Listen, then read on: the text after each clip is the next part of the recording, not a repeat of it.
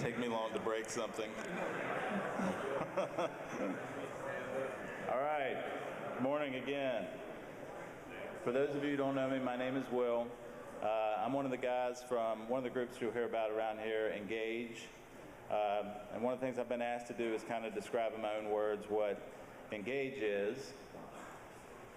Engage is a group of guys from all walks of life, all different age groups. There's no spiritual requirements for attendance. There's no previous biblical studies required to show up. The one thing we do ask, though, is that you're transparent and you're honest about where you're at so that guys can form genuine relationships. And most importantly, and guys get this, most importantly, so that we can actually experience, not just talk about, not just theoretically have ideas about, but actually experience life-changing relationships with Jesus Christ. So, if you're interested in joining Engage, make sure I get the times right. We meet Monday nights at 7 at Country Cookin' on Timberlake Avenue. We meet Saturday mornings at 7:30. Once again, at Country Cookin' on Timberlake Avenue. What can you expect if you show up? A lot of laughter, a lot of prayer, a lot of serious and frank discussions, and all-you-can-eat ice cream. The only thing I would say is, if you want to get to the all-you-can-eat ice cream, you're probably going to have to push Woody out of the way to get to it, even at breakfast. Yes, he does eat ice cream for breakfast, but got an ice cream, so come on out and join us. First question of the day, just kind of a little icebreaker question, just kind of get everybody comfortable with each other. What was your favorite superhero growing up, and why? For me, I had to think about this. I'm kind of like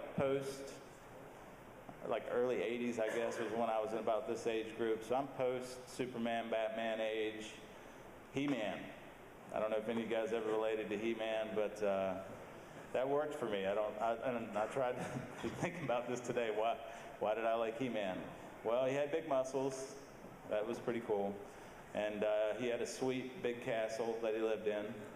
And he also rode around on a battle-armored tiger. So for me, Battle Cat and He-Man, that was my favorite superhero. So for you guys, who was your favorite superhero growing up, and why? 1, 2, 3, go.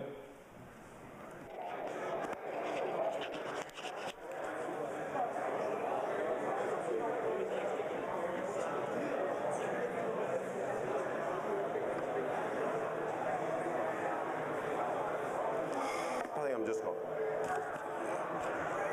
a little loud. Testing 1, 2, 3. Testing 1, 2, 3.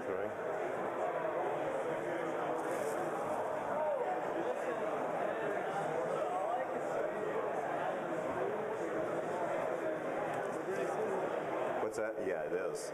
Really.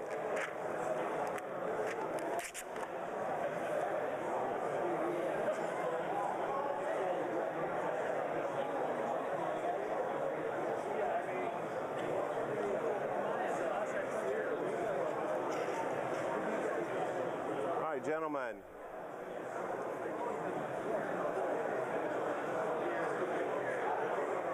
All right, gentlemen. Start your engines.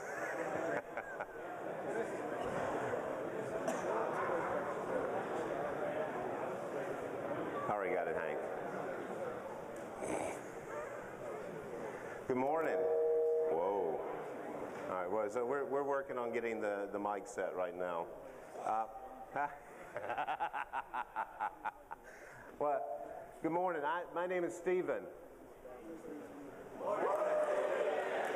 Much better, much better.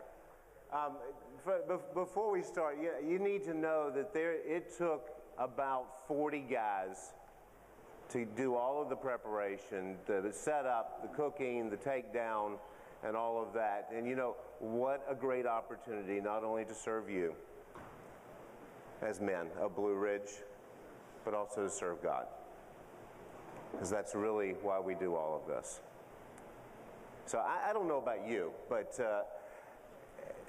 I don't know how you feel about being in a room with 200 men. Maybe it freaks you out.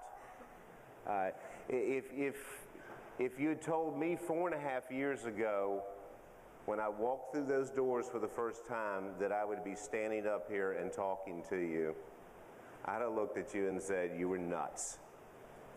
You got to be smoking something, because there was no way in the world that I would ever get up in front of a bunch of men and talk about anything, much less God in the first place. But you know, there's been a transition that took place in my life. And when I came in here, I was in a place where I had not been in church for well over 20 years. And the only reason why I came is because my wife drugged me in here. So as Woody would say, I had a drug problem. My wife literally drugged me into this place, and she said, we're going to start going to church, and I couldn't figure out why. I saw no need and I saw no reason to come back to church. I grew up in church, and you know, church was just church. And I can't even imagine what I must have looked like, because I sat back in the back row, in the very end chair, and I came to that place where I could come in late and not talk to anybody, and I could leave early before they prayed at the end. And that was just fine with me, and I was okay with that, because it took some getting used to even coming back into this whole thing. But ultimately I had no desire. Then my wife drugged me to a thing that we used to have around here called imprints. And I remember in the middle of those videos, some guy getting up on the front of the stage and saying, we're going to, at the end of this, we're going to move you into groups, and you will be able to talk about your deepest fears and your biggest struggles.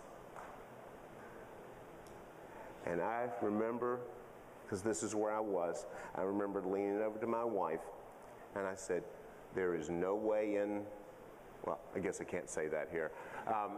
There is no way you will ever get me, because I've been around church people. I know what they're like. Right? That wasn't what I wanted. I didn't think I could trust anybody, much less tell anybody anything, because I came in here and nobody knew me. Nobody knew my past. Nobody knew all of my hurts. Nobody knew what my struggles were.